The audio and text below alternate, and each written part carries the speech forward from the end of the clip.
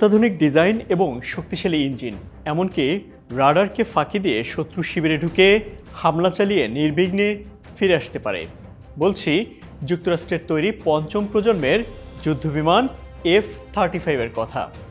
বর্তমান বিশ্বের অন্যতম ভয়ঙ্কর এই যুদ্ধবিমানটি পেতে যাচ্ছে ভারত। ট্রাম্পের এমন ঘোষণায় দক্ষিণ এশিয়া তো বটেই, বিশ্বে সৃষ্টি হয়েছে তুমুল আলোচনা। তৈরি হতে যাচ্ছে নতুন ইতিহাস।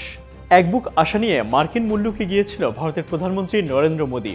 স্বপ্ন ছিল তার দুহাত ভরে দেবে মার্কিন প্রেসিডেন্ট ডোনাল্ড ট্রাম্প। প্রধানমন্ত্রী নরেন্দ্র মোদীর আমেরিকার সফর থেকে ভারতের লাভের তালিকা যদি তৈরি করা হয়, তাহলে সেখানে একমাত্র থাকতে পারে ভারতকে F-35 যুদ্ধবিমান সরবরাহের প্রস্তাব। যদিও এখনো পর্যন্ত বিষয়টি একেবারেই প্রতিশ্রুতির পর্যায়ে রয়েছে।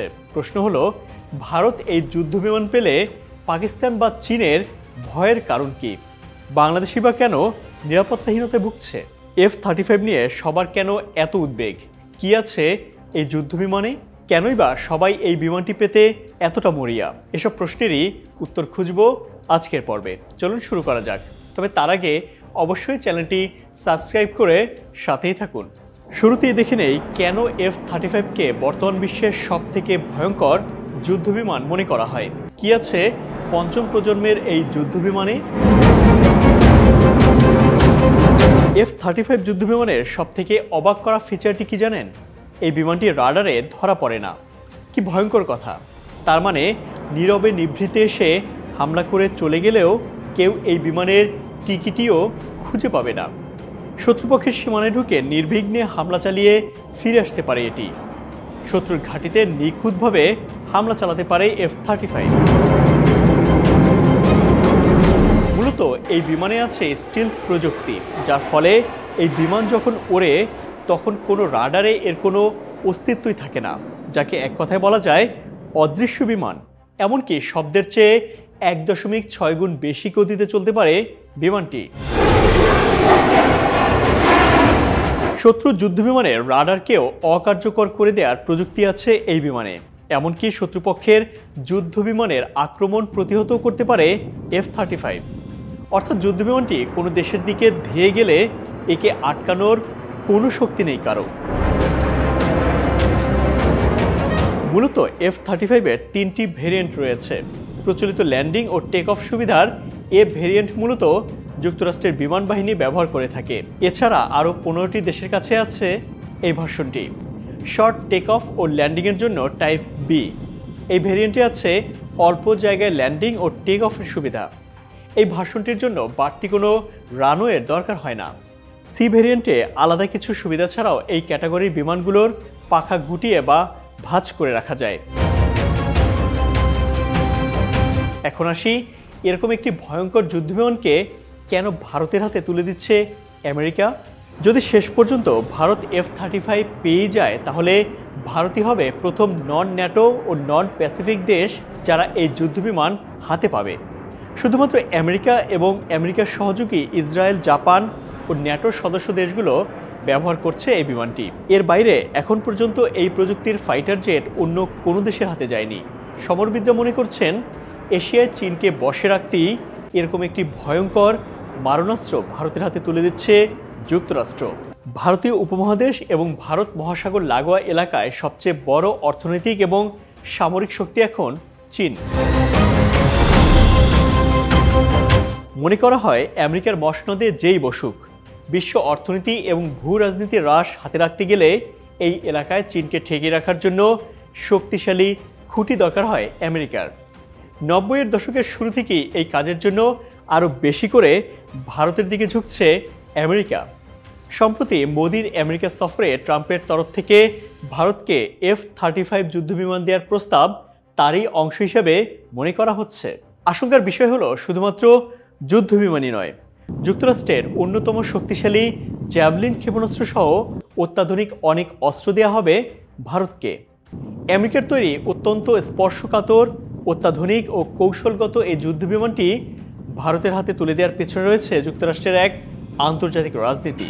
যুক্তরাষ্ট্র মূলত চায় ভারত রাশিয়া থেকে অস্ত্র কেনা বন্ধ করুক, কেননা ভারতের সামরিক খাতে সবথেকে বেশি রাশিয়ান অস্ত্র। মূলত এখানে এক ঢিলে দুই পাখি শিকার করতে চাইছে আমেরিকা। রাশিয়া ও চীন দুদেশকেই কুপোকাত করতে চাইছে ভারতকে দিয়ে। কিন্তু প্রশ্ন হলো, ভারত চাইলে কি রাশিয়ান বলয় থেকে বেরিয়ে আসতে পারবে?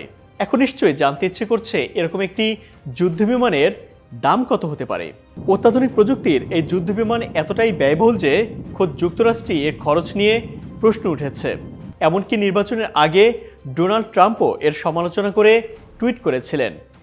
F-35 এ ভেরিয়েন্টের এক একটির দাম 8 কোটি মার্কিন ডলার বা প্রায় 1000 কোটি টাকার সমান। F-35B এর দাম 11.5 কোটি মার্কিন ডলার বা 1400 কোটি টাকা। সি ভেরিয়েন্টের দাম 11 কোটি মার্কিন ডলার বা 1300 কোটি টাকা।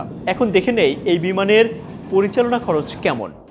আসলে F-35 পোষা যেন হাতি নয়, এক একটি ডায়নোসর পোষার সমান। এই বিমানটি 1 ঘন্টার জন্য আকাশে উড়লে $36,000 বা 43 লাখ টাকা খরচ হয়। ভারতের হাতে অত্যাধুনিক যুদ্ধবিমান বলতে এই মুহূর্তে ফ্রান্সের রাফাল, রাশিয়ার মিগ এবং নিজের তৈরি তেজস আছে। যুক্তরাষ্ট্রের F-35 হাতে পেলে ভারতই হবে একমাত্র দেশ যাদের কাছে আমেরিকা, রাশিয়া ও ফ্রান্সের সব অত্যাধুনিক যুদ্ধবিমান থাকবে। ফলে এশিয়ার ক্ষমতার ভারসাম্যে মারাত্মক একটা ধাক্কা আসবে তা নিঃসন্দেহে বলাই যায়। আর তাই বিশ্বের অত্যাধুনিক প্রযুক্তিতে মোড়া উচ্চ ক্ষমতা সম্পন্ন F-35 যুদ্ধবিমান ভারতকে দেয়া নিয়ে ট্রাম্পের ঘোষণার পর নড়ে চড়ে বসেছে বিশ্বের পরমাণু শক্তিধর দেশগুলো। পাকিস্তান তো আনুষ্ঠানিকভাবে এ নিয়ে ক্ষুব্ধ প্রতিক্রিয়াও জানিয়েছে। এ নিয়ে গভীর উদ্বেগ জানিয়ে পাকিস্তানের পররাষ্ট্র মন্ত্রণালয়ের মুখপাত্র বলেছেন, এ ধরনের পদক্ষেপ এই অঞ্চলের সামরিক ভারসাম্যহীনতা আরও তীব্র করবে। পাশাপাশি দক্ষিণ এশিয়ায় দীর্ঘমেয়াদে শান্তি ফেরানোর প্রচেষ্টাও বাধাগ্রস্ত হবে। ভারতকে অত্যাধুনিক F-35 যুদ্ধবিমান দেওয়ার মার্কিন প্রস্তাবে ক্ষুব্ধ প্রতিক্রিয়া ব্যক্ত করে পাকিস্তান বলছে, এমন অত্যাধুনিক সামরিক প্রযুক্তি সরবরাহ হলে তা দক্ষিণ এশিয়ায় সামরিক ভারসাম্যহীনতা আরও বাড়াবে। এবার আসি বাংলাদেশ প্রসঙ্গে। মূলত প্রতিবেশী দেশ ভারত ও মিয়ানমার বরাবরই বাংলাদেশের জন্য হুমকি স্বরূপ। সেখানে ভারতের এই আকাশ শক্তি বৃদ্ধি বাংলাদেশের উদ্বেগ নিঃসন্দেহে আরও বাড়িয়েছে। আঞ্চলিক সামরিক ভারসাম্য টিকে রাখতে তাই আগামী দিনগুলোতে নিজেদের সামরিক শক্তির বৃদ্ধির পাশাপাশি আকাশ প্রতিরক্ষা ব্যবস্থা উন্নতি করা ছাড়া আর কোনো বিকল্প নেই বাংলাদেশের সামনে।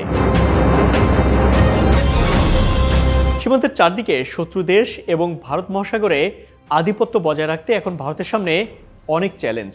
তার উপর উদীয়মান চীনা শক্তির মোকাবেলাও আগামী দিনগুলোতে আরও বেশি কঠিন হয়ে পড়বে ভারতের জন্য। এমন বাস্তবতায় আমেরিকার F-35 নিঃসন্দেহে ভারতের জন্য একটি গেম চেঞ্জার মারণাস্ত্র হতে যাচ্ছে। আজ এ পর্যন্তই। ভিডিওটি ভালো লাগলে লাইক, কমেন্ট আর সাবস্ক্রাইব করতে একদমই কার্পণ্য করবেন না। ভালো থাকুন সব সময়।